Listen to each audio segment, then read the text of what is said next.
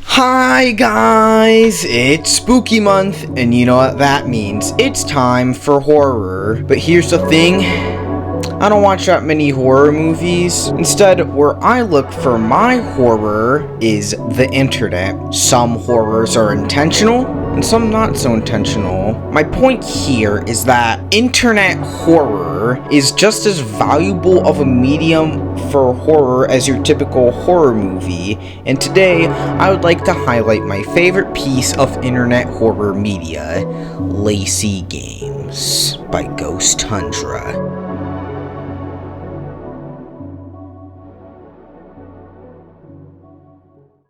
Do any of you in the audience remember old Flash games? Personally, I do. Many of my hours in around 3rd and 4th grade were spent playing Duck Life. Comment below what Flash games you played growing up, or even now. Were you one of the people that played Smash Flash 2 and got to see the battle of Ichigo versus Mario? So, you might be asking, why are you randomly pivoting to talking about Flash games? Well, the series we will be talking about today is actually a horror subversion of classic Flash games, specifically girl game websites, like those dress-up doll games. It's a psychological horror masterpiece experience that deals with the exploitation of women in modern society and deals with these themes in an insanely dark way. So, if you are easily disturbed, click off. Viewer discretion is advised. So, let's begin the discussion of Laceys Games.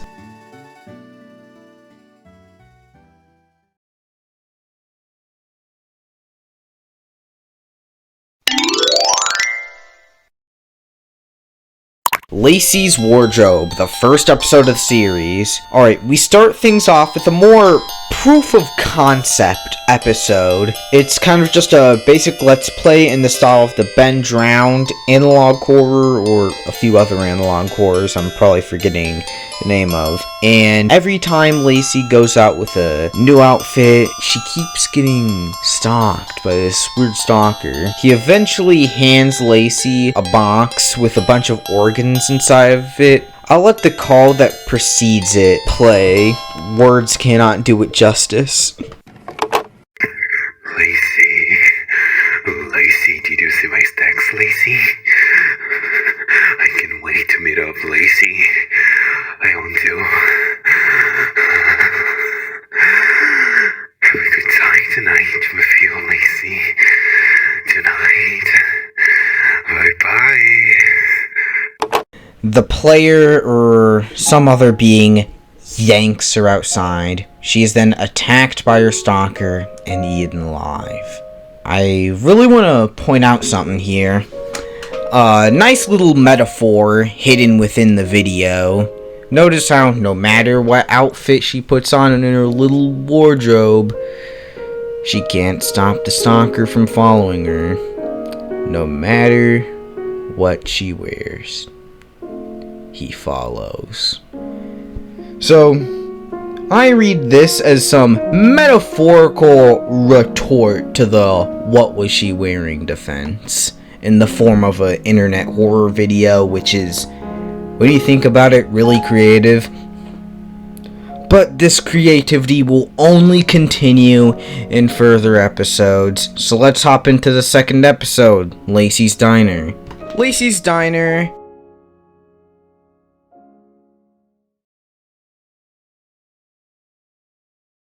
The second episode of the series. So, apparently, Laceys Diner has a strange and mysterious ending that will be uncovered in this video. The game is simple. You manage a restaurant and you have to drag ingredients into a bowl and drop them there.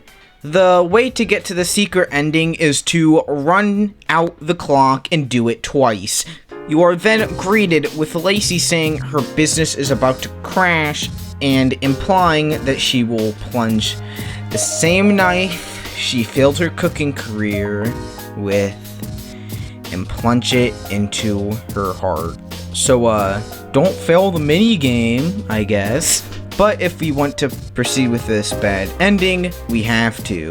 Her mind eventually shatters after loss after loss after loss and snaps on the customers, finally revealing how much she hates how impatient they are. In revenge, she brews a dish so inedible, so bad for you, so moldy, so monstrous that those customers will know what bad food truly is. For the ingredients, all of their descriptions serve as massive lore drops for her uncle. Every ingredient gives us a story that gradually lets us piece together the crimes of her awful uncle. Most evidence implies absolutely horrendous and unsanitary living conditions when living with this quote-unquote man. Deceased cockroaches, cigarette butts sticking to Lacey's heels, slopping with each step she took. And then the world-shattering piece of evidence. I'll just put them up on screen and I'll let your mind put two and two together. Probably used to... You know what? Let's move on, alright? Let's move on. I mean, I'm sure her uncle loved golf, took care of his dogs, and loved donating to charity, right? He surely probably deserves to avoid jail time, just like all his other friends. We're moving on. In the end, Lacey loses her business and ends up plunging the same knife she failed her business with into her heart. We then get to see the game's developer, Roshio. She's been entangled in wires, and she says, I'm in heaven. Now, what just happened? Before I get to my interpretation, I'll give you a popular fan theory that I find quite interesting, where this scene is the main piece of evidence. The theory goes as this: the reason why Lacey's games are like this is because after Roshio was horrifically treated by the people around her, she chose to transfer her soul into the computer and gets to haunt the game as the girl she always wanted to be, Lacey. Lacey is heaven to her. So what we see is her! Lacey. Almost. Not quite. Throughout the series, this fan theory grows and develops, but this is the basic gist of it, and I think it's pretty neat. But now for my interpretation, I think all this stuff is hinting towards Roshio sadly meeting the same fate as her character. I'm in heaven is much more literal, and that's why Lacey dies in so many of her games. It heavily fits with the themes of the story, and the following episodes will be about the remaining Lacey developers trying to grieve the loss of their friend. On to Laceys Pet Shop.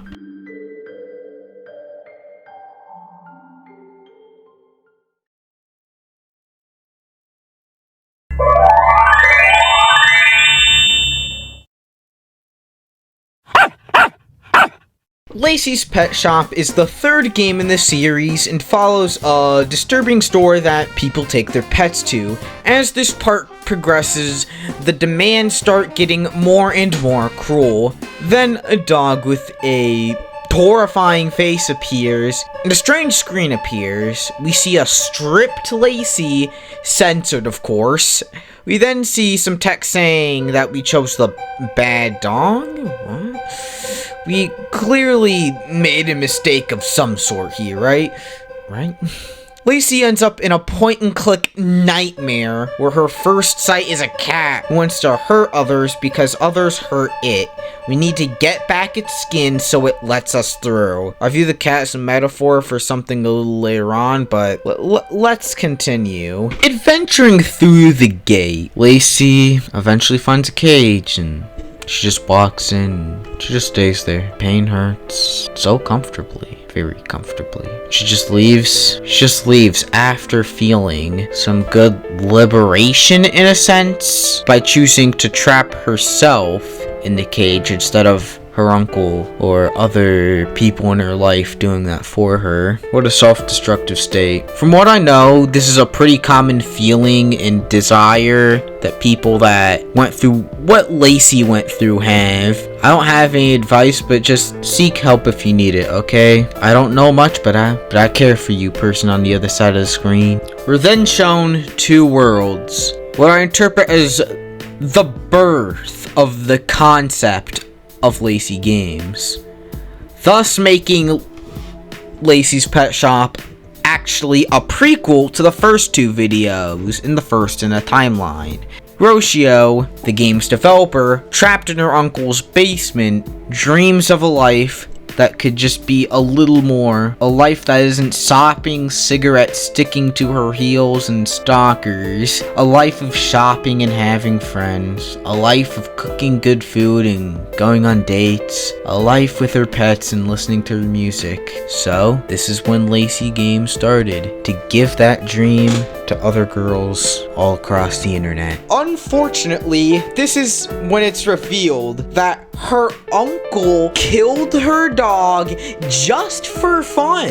This great celebration led to the guy getting murdered, stabbed to death. And honestly, we're crip walking on this man's grave. R.I.P. Bozo, have fun in hell. We over here at YouTube totally don't condone the actions of Lacey in this moment. So, disregarding my future charges against my fellow YouTubers, let's talk about the new character, Grace.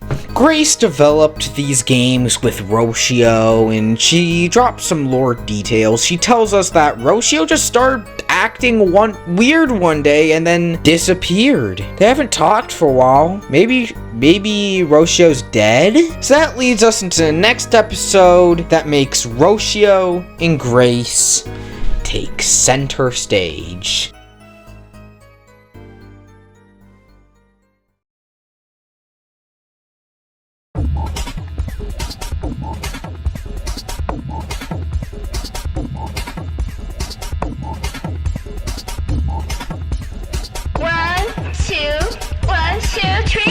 The disturbing rabbit hole of LaceyGames.com. We start with the song that introduces all three of the Lacey trio, Lacey, Jay, and Maisie. The song feels kind of tacky, but maybe that's intentional, but doesn't excuse the fact that I just don't like it as a song. Continuing to the real start of the episode, we see that ever so dismissive Grace and the other character, Char Char. Since the two got curious, they went on the website after all these years. Grace talks about how weird Rocio was acting before she disappeared. Nothing to question, really, in her opinion. The two eventually get to the About page of the website, and this is the main girl of the episode tonight, Jay. LaceyGames.com was meant to represent all young girls out there, both with their games and their cast. So, then came Jay, a young hip tomboy character who loved skateboards, but all these masculine interests and not being a quote-unquote pretty princess enough for society got a lot of backlash. The hateful emails just kept rolling in more and more and more.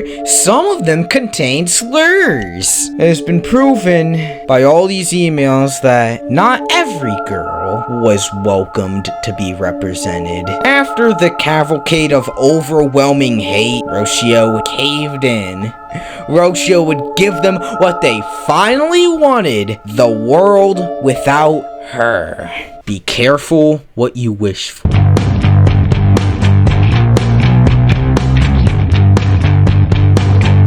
Yeah. Jay's skating game. Help Jay skateboard for as long as possible? How could this go wrong? Let's start. It seems you just use the space bar to jump from building to building, speeding up over time. Seems easy at the start, just some good old-fashioned platforming. The third level gets a little bit tough though. but nothing that can't be beaten after a couple tries. We get a glitch near the end, but that's okay. It's a game from 2007 on a poorly managed Flash Games website, so it doesn't even matter. Next level, guys. The next level sees Jay speeding up on something that makes her go so fast that reality warps.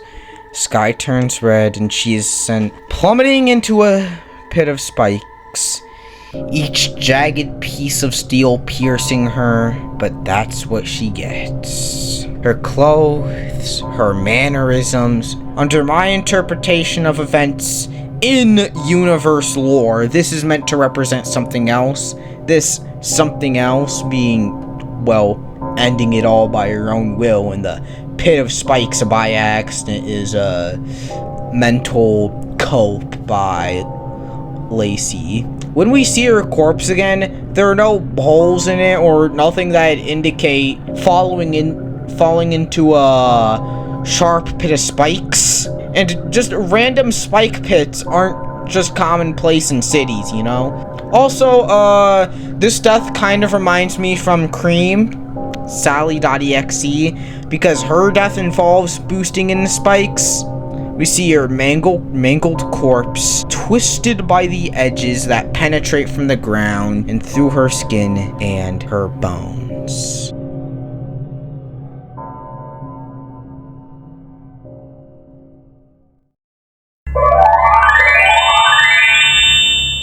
Next is Lacey's makeup parlor. It's time to fix them and make them look beautiful. Give them looks to die for. It's a standard makeup game until things start getting a little weird as usual, with maggots and eyes opening when they shouldn't. And then we see Jay. This is a morgue. She's dead. She's not coming back, but the rest of the world moves on without her.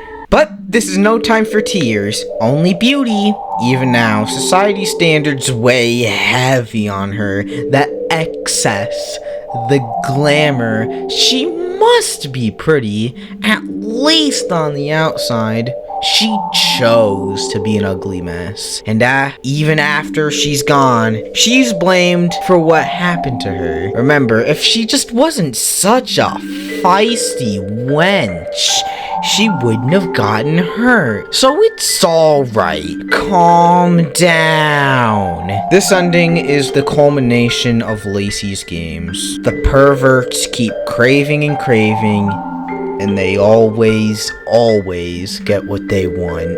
Even after dying, you have to wear a mask to cover the inside.